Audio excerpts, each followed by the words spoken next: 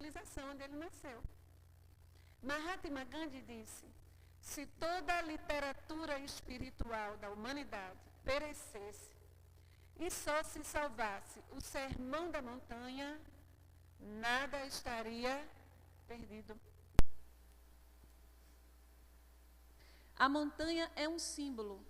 Por que então ele sobe aquele pequeno monte?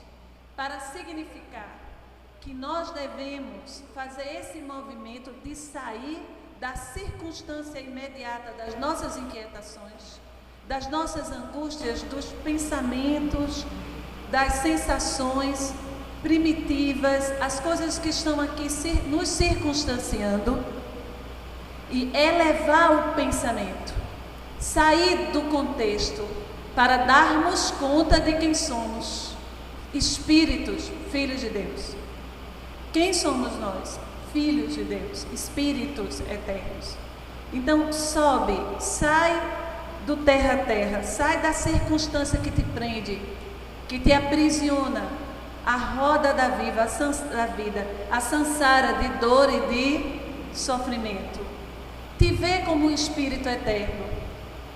Não te aprisiona as circunstâncias de dor e sobremaneira as de prazer, que são muito piores do que as de dor para iludir um espírito, as de facilidade.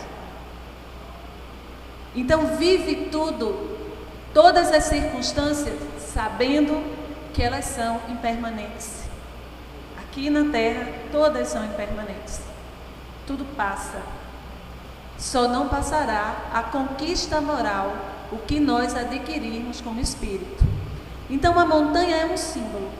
Precisamos subir, elevar nosso sentir e nosso pensar para além das sombras do impermanente do mundo. Subir o monte significa desvencilhar-se das inquietações mundanas e conectar-se ao Pai. Subir também significa finalmente libertar-se da sansara, das existências aferradas ao egoísmo que nos aprisiona a roda da dor e do sofrimento. Por que sofremos? Por que nos inquietamos tanto? Porque nos desconectamos da nossa essência.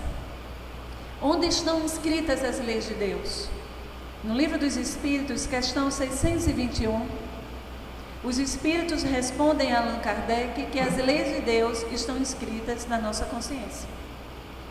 Criaturas do Pai, nós temos dentro de nós todo o código. Mas quando estamos embotados no corpo, nós sentimos muita dificuldade de dar conta de quem somos. Daí porque é necessário reencarnar. O espírito precisa, na circunstância do corpo, provar a si mesmo, no embotamento, provar a si mesmo que mesmo embotado no escafandro da matéria, ele conseguirá seguir o código divino, fazer boas escolhas. Então, reencarnar tem alguns sentidos para nós profundos de reequilíbrio e, sobretudo, terapêutico.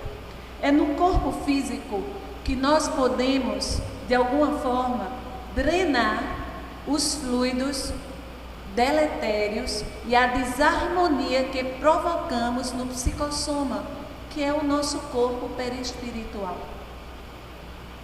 Então, reencarnar tem um sentido de reequilíbrio, de reordenamento para nós.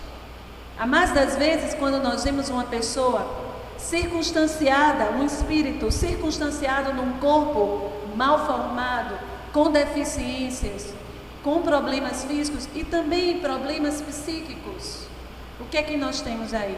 Uma oportunidade de reequilíbrio. Há algumas patologias, algumas doenças, que elas são depuradoras e que estão reorganizando o perispírito e possibilitará que em outra existência você reencarne sem o desequilíbrio que você mesmo colocou no seu corpo fluídico, através das viciações, do suicídio, da vinculação ao ódio, às energias, aos fluidos deletérios.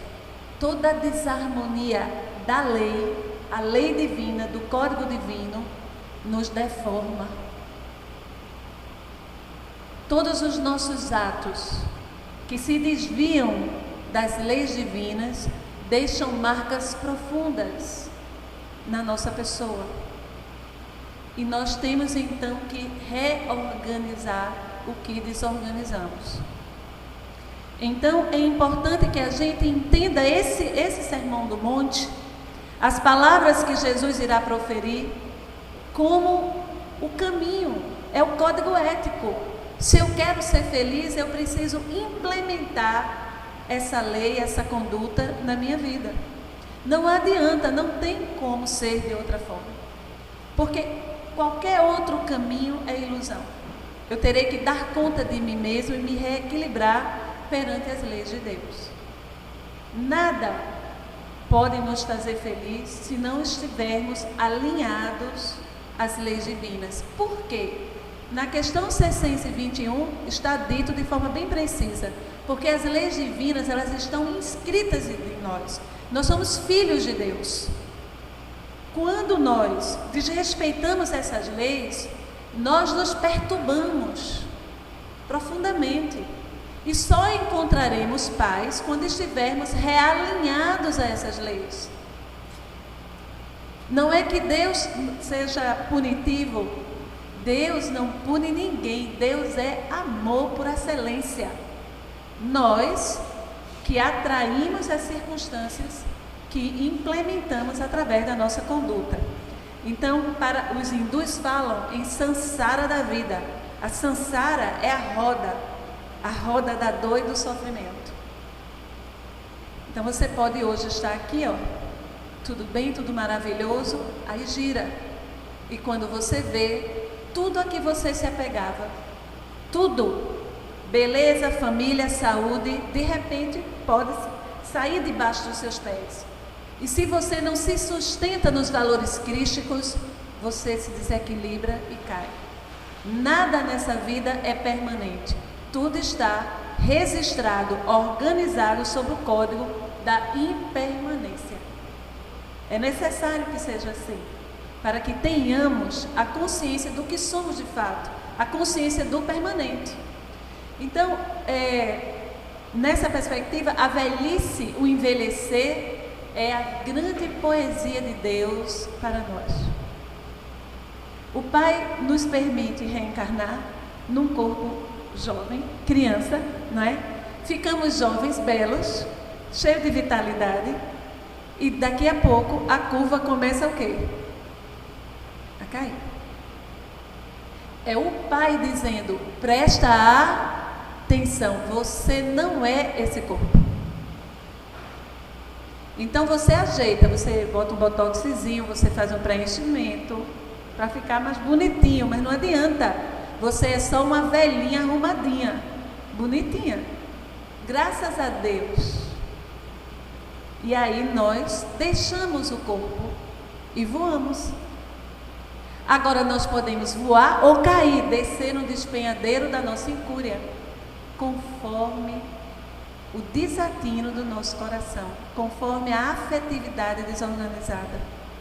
Se eu procurei implementar na existência aqui na Terra o código divino, as leis crísticas, eu voarei. Não importam as circunstâncias do hoje. Não importa. Se você for o último, ainda bem. Saiba ser o último para ser o primeiro lá. E aí eu já estou entrando no Sermão do Monte sem trazer. Vamos lá, as bem-aventuranças. Essas são as leis universais. Os habitantes de Júpiter seguem essas leis. De todos os sistemas seguem essas leis. Bem-aventurados os pobres de espírito, porque deles é o reino dos céus. Falava aqui Jesus não da pobreza material, falava da humildade. Não há condição de ascensão espiritual sem a aquisição dessa virtude excelsa. Não tem como. Só ascenderá aos mundos felizes se for humilde, se for pobre de espírito, se souber ocupar os últimos lugares, se souber ser o menor de todos. Compreende? E a gente tem tanta dificuldade de ser o menor. A gente não consegue ver beleza em ser o menor. Nos inquietamos muito.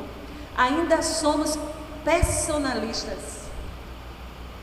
Inclusive nas tarefas espíritas, nós queremos colocar a nossa marca pessoal, inclusive dominar. Não raras vezes, eu já vi irmãos espíritas valorosos dizendo: aqui é o meu trabalho, é a minha tarefa, não se meta no meu trabalho. O trabalho não é dele, é do Cristo, e por misericórdia lhe foi permitido servir, para que ele ou ela, espírito bastante endividado perante as leis de Deus, através do serviço pudesse se reestruturar. Mas a gente, quando recebe uma delegaçãozinha, a gente já quer ser o dono. São os vícios do passado, as mesmas viciações, inclusive dentro da casa espírita. Então, se desapegar, dar a contribuição, amar, se doar, mas aprendendo a ser o menor. Ontem eu estava revendo o filme de Chico Xavier. Mais de uma vez me emocionei. A postura humilde, como ele sabia ser o menor. Se humildar. Se humildar não é permitir que os outros pisem em você. Não é isso. Não é isso que Jesus estava querendo dizer. Nessa passagem, Jesus não se refere aos pobres na acepção restrita da palavra.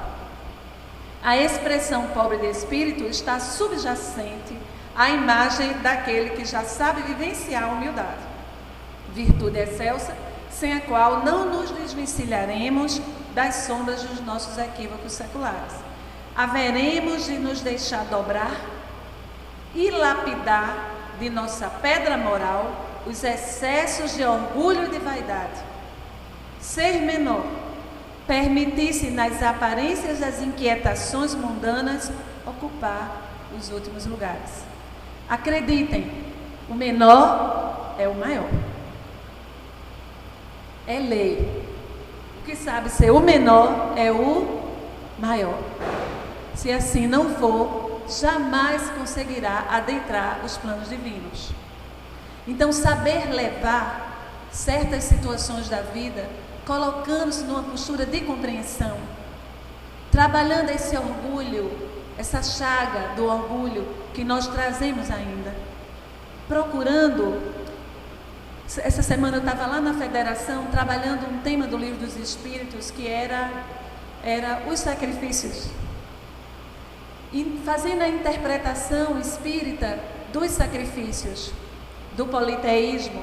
E aí, quando estávamos fazendo a palestra, veio a seguinte intuição: que Deus não quer de nós nenhum sacrifício, muito menos o que se fazia antigamente, e que ainda hoje alguns irmãos nossos bastante ignorantes fazem. Sacrifício de pessoas, sacrifícios de animais. Deus não quer nenhum sacrifício. Aí veio, quando eu estava falando isso, a seguinte imagem que eu vou trazer para vocês. Se Deus quer algum sacrifício, é o seguinte: que a gente coloque o nosso orgulho numa pedra e o sacrifique. Que a gente enfoque a vaidade. Que a gente sacrifique o egoísmo. Essa é a demanda divina. É isso que a gente precisa sacrificar. Aprender a ser um menor. E é lamentável que, por culpa minha, a palestra não esteja sendo projetada, porque eu coloquei umas imagens muito lindas. A imagem que está aqui é Jesus, o sol da humanidade, o arquiteto do planeta, lavando os pés dos discípulos. Lavando. Ele exemplificava a cena do lava-pés. Ele exemplificou como deveria ser. E ele então continua cantando: bem-aventurados os que choram, porque eles serão consolados. Por que Jesus disse isso?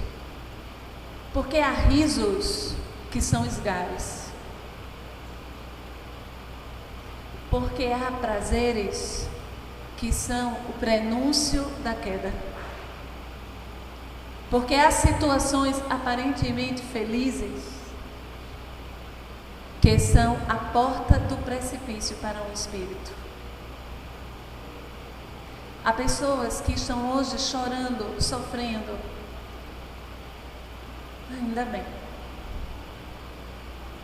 Ainda bem que estão passando por situações que levarão à reflexão. Há lágrimas que são verdadeiros bálsamos para o espírito. Há momentos em que a alma precisa chorar. E esse choro é terapêutico, é reestruturante. Bem-aventurados os que choram, porque eles serão consolados. Estão melhor dos que estão rindo na ilusão. As circunstâncias dolorosas não devem ser entendidas por nós sob a ótica medieval do castigo e da punição. Não existe castigo. Deus não pune. Só existe situação de aprendizagem. Apenas isso. Deus é só amor. Ocorre que faz parte da lei que estaremos sempre vinculados às nossas próprias criações, à semelhança do pomicultor insensato, que malbaratou os recursos naturais com sua ganância e cupidez, jogando na terra amiga as sementes mofadas do desamor, do descuidado e do egoísmo.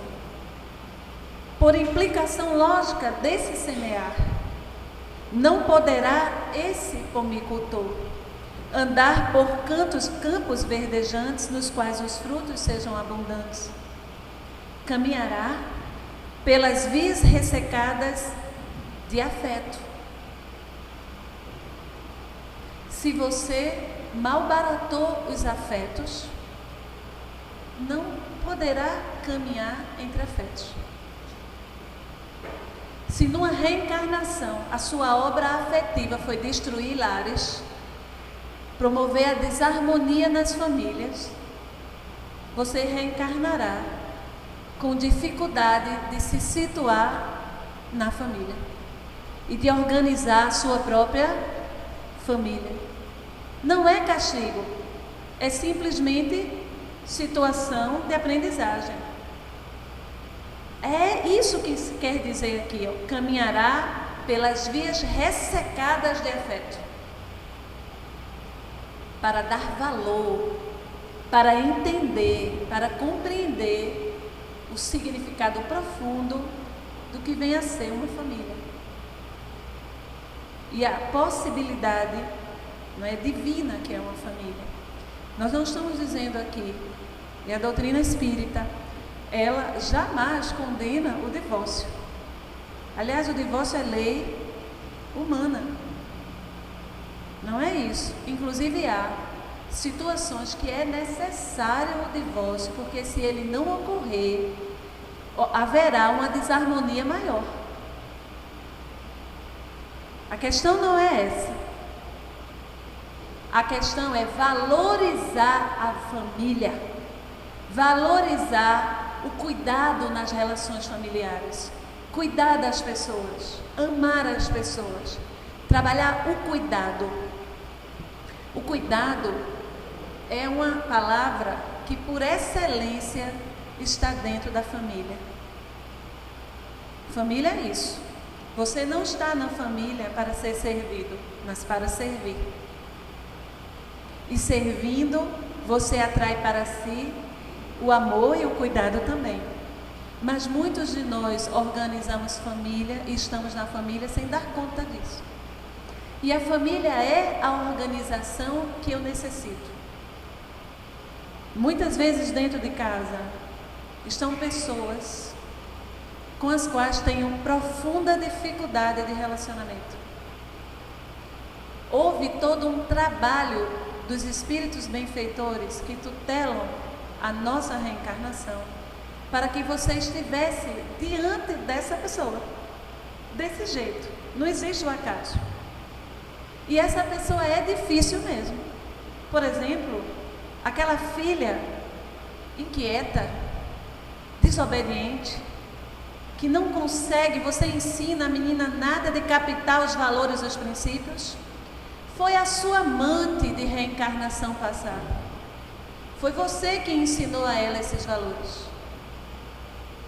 Agora ela é sua filhinha, pedindo de você devoção e cuidado. Que você ensine outra forma de amar. Que você tenha paciência, ajudando ela a se realinhar. Nós não malbaratamos as leis divinas sem que o mal feito retorne na mesma medida para nós. Não há como, é lei. E graças a Deus que retorna. Daí porque aquela circunstância dificultosa, ela aponta o que eu preciso melhorar. Nós, ao estudarmos a doutrina espírita, nós compreendemos que não precisamos consultar oráculo nenhum, cartomante.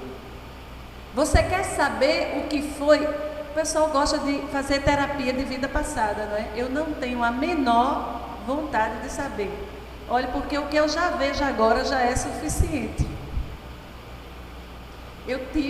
Quem trabalha em reunião mediúnica há muitos anos, acaba sabendo aqui e acolá uma coisinha, mas com muita delicadeza, porque, olha, deixa eu dizer uma coisa para você, não se ache lá muito iluminado, não. A gente agora que está começando a ficar um pouquinho com a luzinha. E muitas vezes nós, porque estamos trabalhando na casa espírita, a gente já acha que quando a gente vai desencarnar, as portas do céu abrir-se-ão, que vai chegar o servidor do Cristo. O buraco é bem mais embaixo, você está começando a subir agora. Vai subir, mas começou agora. E aí, eu acho assim, de uma delicadeza dos espíritos não me dizerem exatamente o que eu andei aprontando, porque na reunião mediúnica eles falam com muita delicadeza comigo. E eu agradeço, porque eu sei que não foi coisa muito boa. Quando começamos a fazer palestra, Peixotinho, que é o espírito, que é a pessoa, né, o espírito, que cuida da casa, um dos espíritos que cuida da casa, Fraternidade Espírita Peixotinho, ele disse para mim: filha, você falou muito errado antes, agora vai ver se fala certo. Quer dizer, eu já levei a enquadrada. Não se acha muito, não deixa a vaidade tomar conta de ti, porque com esse verbo e essa habilidade de falar, muitos caíram por sua causa. E agora saio eu por todos os cantos desse estado, trazendo de volta as ovelhinhas que eu permiti com minha incúria que caíssem no despenhadeiro. Importante a gente entender isso. A gente se colocar na condição de aprendiz. Você é um aprendiz. Então todas as circunstâncias, elas são sintagmas de Deus. Elas estão apontando o que você precisa melhorar. As circunstâncias da sua vida são o espelho da época em que você foi o pomicultor insensato. Esse que a gente estava lendo aqui. O que você está vendo hoje são as sementes que você jogou. Agora colha e plante outras sementes. Retire as pedras e plante flores. Retire os espinhos e plante outros frutos, outro caminho, outra vida, uma vida melhor. A vida feliz é a vida que se constrói. Carlos Drummond de Andrade tem um verso fantástico. Ó, o futuro, nós o criaremos. É verdade. E aí eu completaria: ó, o futuro feliz, nós o criaremos. Então, bem-aventurados os que choram, porque eles serão consolados. É melhor que hoje você esteja chorando, esteja passando por provas e dificuldades. Você está se reequilibrando, se reestruturando perante as leis divinas. Bem-aventurados, disse, cantou o andarilho das águas, os mansos, porque eles herdarão a terra. A mansuetude diz respeito ao não revide. E esse não revide se dá não apenas ao abster-se de reagir na mesma proporção do agravo sofrido, mas também no pensar saneado. Então, ser manso é inclusive não pensar mal contra o ofensor. E a gente faz isso. Quando a gente vê a pessoa que nos prejudicou passando por dificuldades, a gente diz: bem feito. A gente não diz, a gente pensa: bem feito. Ainda coloca Deus no meio. A justiça de Deus existe. A gente pensa: bem feito. Deus quis que ele sofresse. A gente pensa.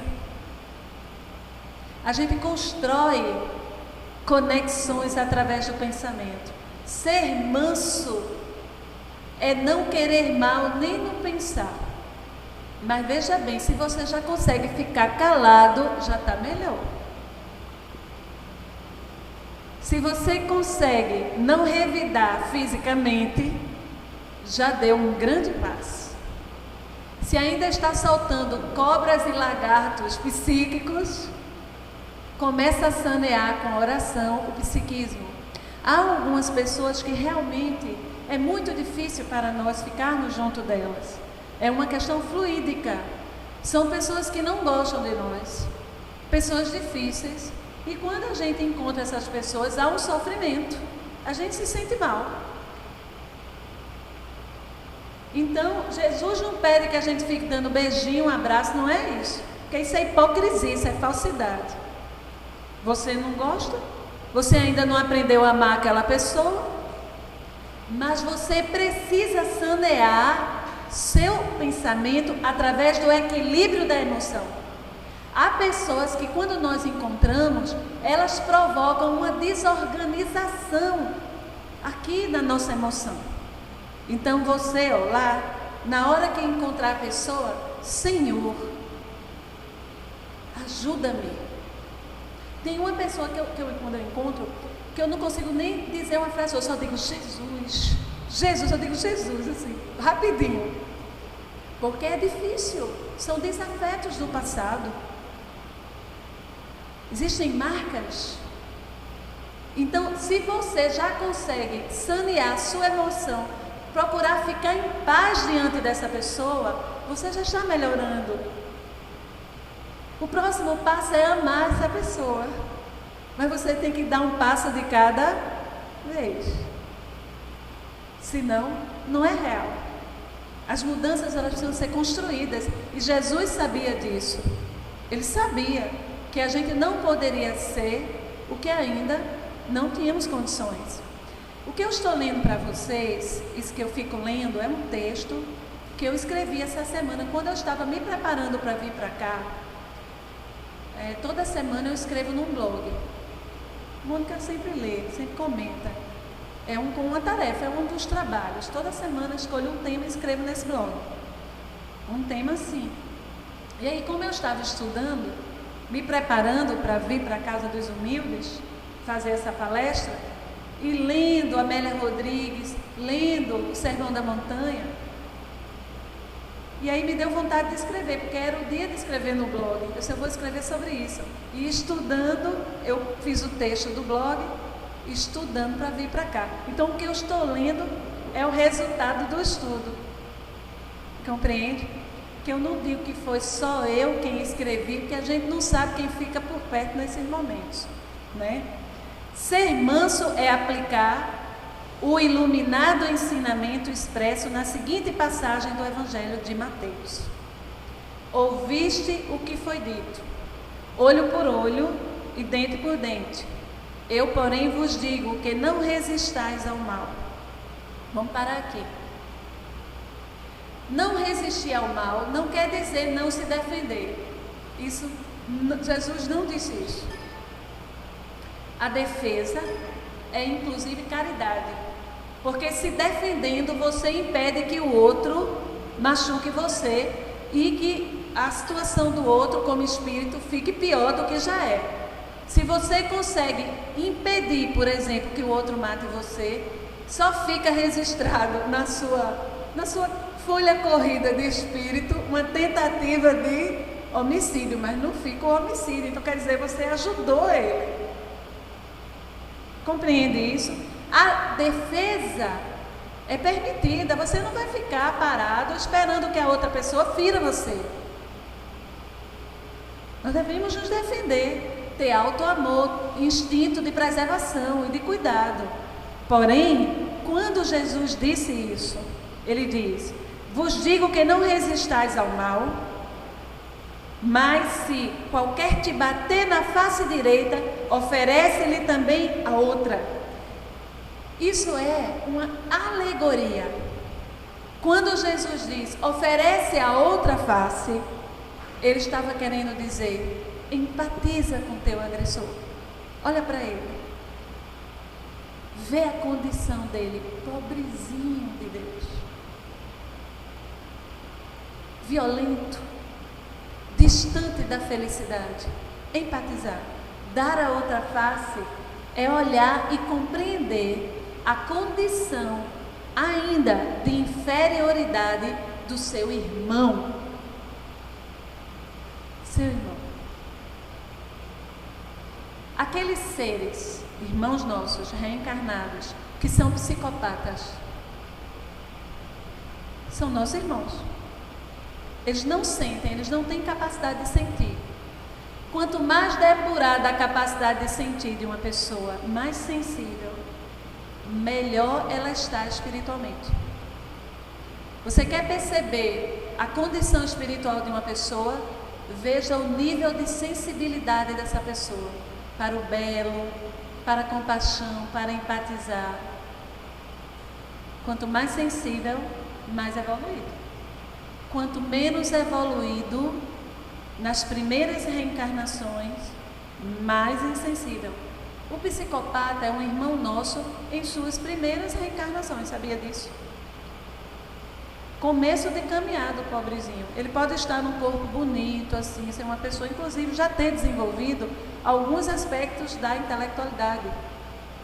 Ser inteligente, mas moralmente ele está bastante atrasado. Quer dizer que ele falta ainda muito para ele caminhar. A psicopatia, Suzane Richthofen, aquela irmã nossa, ela viu os pais serem assassinados na frente dela. Ela estava lá assistindo. Nenhum sentimento, não consegue, gente. Não consegue, ainda não adquiriu. Mas ela é nossa irmã. Ela um dia será luz. E se nós hoje somos um pouquinho melhores, é porque quando éramos psicopatas, os espíritos superiores tiveram compaixão de nós. Paciência como ainda tem, de esperar que a gente melhore. Então, dar a outra face, compreender a condição do outro, não guardar rancor, empatizar, não querer se vingar, se desvincular daquela cena de ódio, procurar esquecer, alisar o passado, esquecer o mal que foi feito, esquecer a falta de amor, esquecer aquele gesto desatinado, perdoar. Isso é dar a outra face. Porque se você não perdoa, se você se vincula através do ódio, do rancor, da malquerença, você está ligado por laços fluídicos fortíssimos ao seu desafeto. André Luiz fala isso, mostra isso no livro, ai meu Deus, não sei qual é deles, Mensageiros, Missionários da Luz. Ele fala, tem uma cena interessantíssima, que são dois espíritos um imantado no outro por fluidos, laços fluidos, como se fossem, eles pareciam um casulo, ódio, um odiando o outro. Então a pessoa que você mais odeia, você fica grudadinho nela. O que são os irmãos chifópagos? Aquelas criaturas que reencarnam grudadas umas nas outras.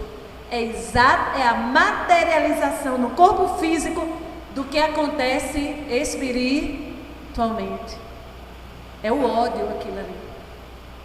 Então, meu irmão, se alguém te fez mal, alisa o passado, perdoa, te liberta, esquece, segue adiante, vai em frente, deixa para trás. Aquele que te fez mal é teu irmão e terá que refazer o caminho dele. É lei.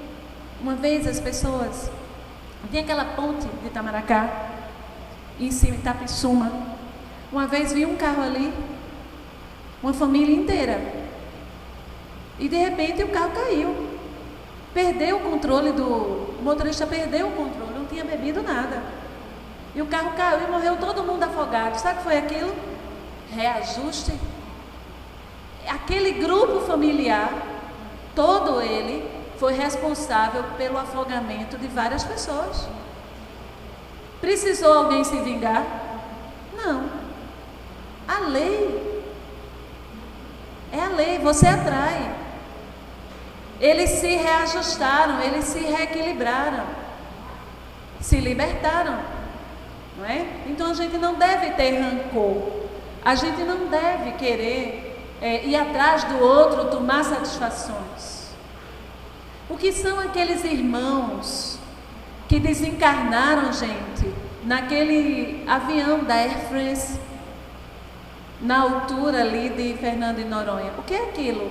Resgate coletivo, aquele grupo. Vá buscar, que você vai encontrar. Não precisou ninguém se vingar. Compreende isso? As pessoas se reajustam. E o que acontece com esses que passam por essa situação? Serão socorridos, serão amparados. Lá no Peixotinho mesmo, vários foram socorridos.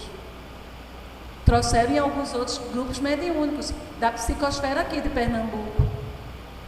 Eles foram trazidos para serem esclarecidos, sentindo a sensação de afogamento, sentindo aquela situação, conforme a situação. Quanto mais apegado à matéria, quanto mais materialista, mais sente essas dores. Não é? Mais adiante. Bem-aventurados os misericordiosos, porque eles alcançarão misericórdia. Eu corri um pouquinho por causa da hora, né? Então, a misericórdia, o alisamento do passado com o perdão, assemelha-se a refrescante bálsamo. Preste atenção nisso aqui, ó. Olha isso que está escrito aqui. A refrescante bálsamo, cujo espectro medicamentoso alcança as mais profundas feridas e abre espaço para a renovação das emoções. Por quê? Quanto mais você for ressentido, rancoroso, mais doente você é. O rancor, o ódio, a mágoa desarticula os centros de força, os chakras, como dizem nossos irmãos hindus. A mágoa, o ódio, promove doenças no corpo físico, o desamor, o desafeto. Há doenças que são psicossomáticas, reverbera no corpo o que está inscrito no espírito. Ora, se eu perdoo, o perdão, a misericórdia diante das situações difíceis, quando você perdoa, é como se você jogasse um bálsamo medicamentoso. Ele se irradia para além do espírito e torna, consequentemente, as células do corpo físico renovadas. Cura, inclusive o corpo físico. Há doenças que nós carregamos no perispírito que estão intrinsecamente relacionadas às nossas mágoas. aos nossos desafetos. Daí, meus irmãos, sempre que posso, eu convoco as pessoas que passaram por circunstâncias dolorosas, na primeira infância, sobremaneira, na relação com os pais, situação de desafeto, de desamor e de descuidado, que procurem processo de terapia, fazer terapia. Por quê? Porque muitas vezes essas ocorrências, elas ficam inscritas no inconsciente. É o que Joana de Ângeles chama de sombra. A sombra que Jung fala, Carl Gustav Jung. Muitas dessas ocorrências estão no inconsciente. Está no inconsciente, mas está prejudicando você. Então você não consegue se relacionar bem no trabalho, não consegue se relacionar bem com seu namorado, sua noiva, seu esposo, com seus filhos, porque é o seu menino e a sua menina, a menina que você foi, o menino que você foi, que está ali doentinho, precisando ser tratado. E quem é um psicólogo terapeuta? É um bom psicólogo, porque há alguns que vão endoidar mais você. Pegue referência. A gente não pega referência, gente, para ir para qualquer médico, o psicólogo também. Lógico, profissional da área de saúde. O bom psicólogo, ele vai pegar na sua mão e vai com você nos seus escaninhos íntimos. Vai encontrar a ferida e vai dizer, olha, é por isso que você reage assim. É por isso que você faz assim. Olha para a ferida. Perdoa, atualiza. Alisa o passado e volta. Você tem que ter um profissional junto de você que sabe fazer isso. E associa o tratamento à frequência casa espírita, à leitura espírita, à prece diária, à leitura do Evangelho. E começa a fazer a sua cura, a sua autocura, a sua mudança agora. Agora você pode construir o seu tapete de flores. Mas é agora mesmo, nesse instante, que você poderá decidir fazer um caminho mais feliz, uma vida mais feliz. Então, a criatura que sabe aplicar o remédio da misericórdia substitui as lentes corroídas dos venenosos julgamentos pela lente saudável da compreensão e do amor. Não julgueis. Definitivamente, diz Francisco Cândido Xavier, não julgueis quem quer que seja. Cada criatura está no seu processo, está passando pelas situações de que necessita. Se caiu, ora por quem caiu. Procura auxiliar, silencia. Se da tua boca não pode sair uma palavra de incentivo, silencia. Não julga. Os julgamentos, quando nós enxergamos com muita particularidade os defeitos do outro, é porque nós estamos nos vendo. Quando a gente fica assim, sabe fulano é isso, olha, fez isso, aí você detalha, mapeia os vícios do outro, é porque o outro é você, e você fica aliviado, porque tem alguém igual a você, inclusive você se justifica, porque os espíritos que já se melhoraram não comentam as falhas do outro, a não ser para ajudar. Inclusive, estão me soprando aqui. Eita, que lapadinha boa em mim, né, também. Eu vou dizer. Inclusive, quando falam de você lá em cima, é só falando das coisas boas que você já conseguiu fazer. Ninguém fica relatando seus desatinos, e todos sabem de tudo que você andou fazendo. Todos. Não existe segredo. Uma multidão, livro dos médiuns, livro dos espíritos, uma multidão de testemunhas. Mas os espíritos que te amam, que te tutelam, quando vão relatar como anda a tua situação aqui, olha, ele já fez isso, olha, conseguiu melhorar aqui. Não ficam pormenorizando os detalhes da nossa incúria, dos nossos desatinos. E por que é que nós não temos a caridade, a misericórdia com os nossos irmãos também? Bem-aventurados os limpos de coração, porque eles verão a Deus. Eu vou ler exatamente o que está aqui e não vou comentar mais do que está escrito aqui. Ser limpo de coração é trazer olhos jardineiros, limpos de mágoas, sem as máculas dos sentimentos inquietantes. Ver o mundo com as lentes da esperança, da oportunidade, da possibilidade. Pura de coração. Pessoas sem grilhões psíquicos, amarras psíquicas, a impedir os novos passos. Sem mais nada, né? Veja como ainda não somos puros. Precisamos nos libertar. Ser leve, adquirir leveza. Ah, aconteceu esse problema? Aconteceu, já passou. Eu não vou me amarrar a ele. Ah, a situação está difícil, amanhã vai melhorar. O problema é grande, transforma num problema pequeno, né, Mônica? Não há problema. Se o problema é pequeno, não tem problema nenhum, eu não estou vendo problema aqui. Nós não estamos falando para assumirmos uma postura de fuga da realidade, mas uma postura de redimensionamento da realidade. Um redimensionamento positivo, que não vai me aprisionar, mas que vai me fazer avançar, ser feliz. Bem-aventurados os pacificadores, porque eles serão chamados filhos de Deus. Pacificar.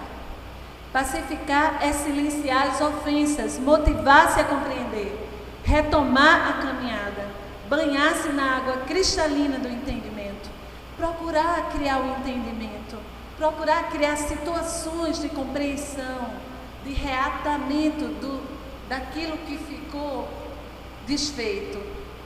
Pacificar é ser uma pessoa que constrói laços e não deixa nós para trás.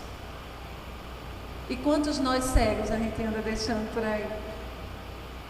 Pacificar é procurar viver em paz. Não comentar o mal. Não pensar no mal.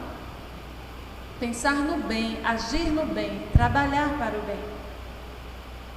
Bem-aventurados sois, disse Jesus, quando vos injuriarem e perseguirem, e mentindo disserem todo mal contra vós por minha causa. Toda perseguição e injúria sofrida injustamente representa um fio dourado na nossa túnica espiritual. Não importam mesmo os julgamentos. Olha isso.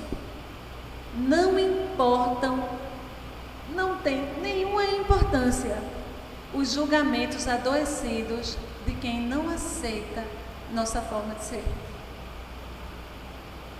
Estes pesam muito mais na economia psíquica de quem emite esse tipo de julgamento do que de quem o recebe. Não tem nenhuma importância o que pensam de você. O que tem importância é o que você está fazendo. O que tem importância é a sua consciência tranquila. Ah, mas eu não fiz. Não se justifique. Não precisa se justificar. Fique calado e deixe que o tempo faça uma tapeçaria dessa injúria. Permita que os fios de ouro da sua postura pacífica transformem a calúnia, a injúria, numa bela túnica que você irá usar, apresentar quando desencarnar. Não tem importância nenhuma o que falam de você. A única coisa que importa é o seu proceder, o como você está agindo com seus irmãos, a sua conduta. E para finalizar, disciplinada, né? Sois o sal da terra. Sois a luz do mundo, disse Jesus.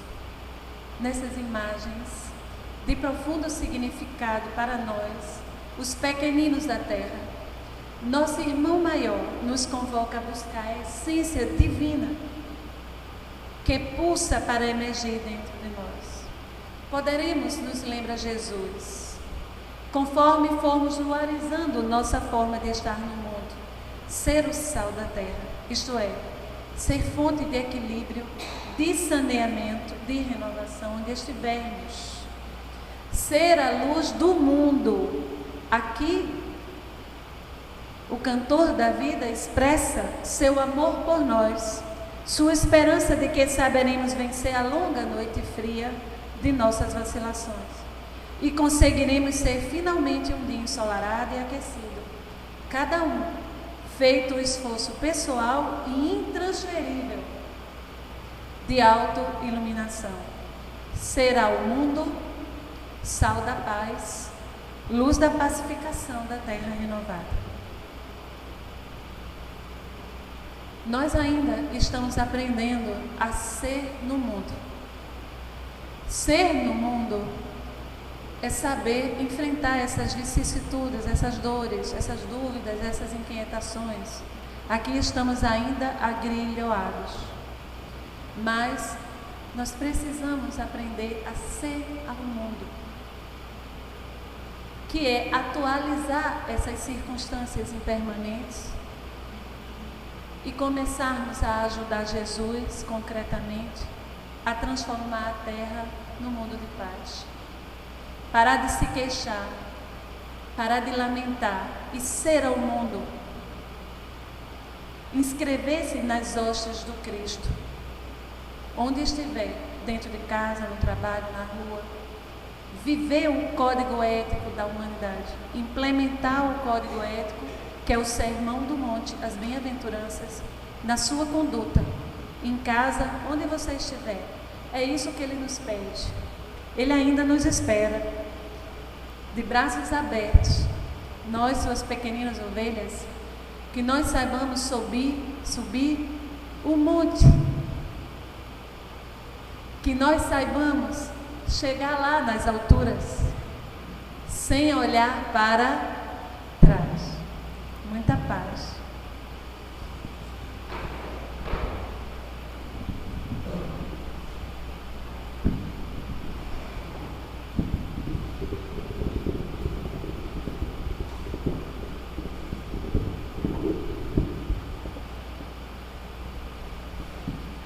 Agradecidos estamos à nossa irmã de